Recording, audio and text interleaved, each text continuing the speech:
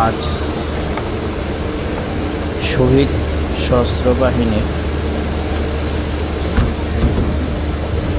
অবস্থানে বনানী মহামান্য রাষ্ট্রপতি ও 3 বাহিনীর প্রধান সহ 2026 ফেব্রুয়ারি 25 তারিখ আজ সশস্ত্র বাহিনী দিবস বনানীর অবস্থানে বিএনপির চেয়ারম্যান জনাব তারেক রহমান উপস্থিত রয়েছেন এবং সশস্ত্র বাহিনীর অনেক কর্মকর্তা যুক্ত হয়েছেন।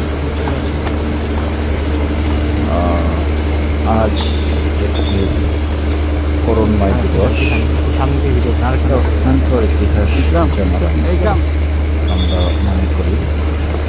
পুরো বাংলাদেশের মানুষ মনে করে।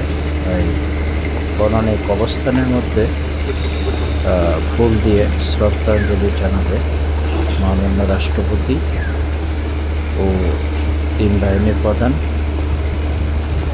বিএনপির চেয়ারপারসন জনাব তারেক রহমান সাহেব এবং অন্যান্যরা উপস্থিত আছেন।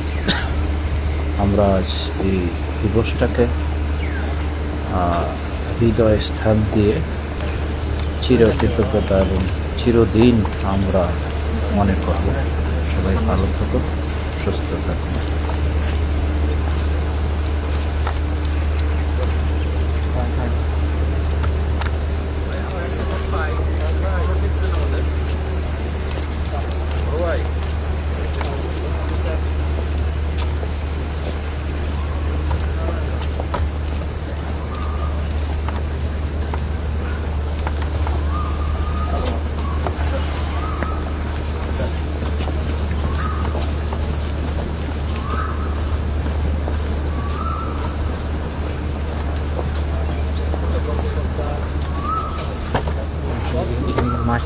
আমরা চলে যাব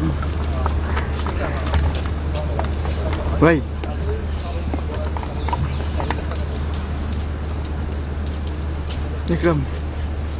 উপস্থিত শুধু এখন পবিত্র কোরআন থেকে তেলাওয়াত ও তর্জমা করা হবে।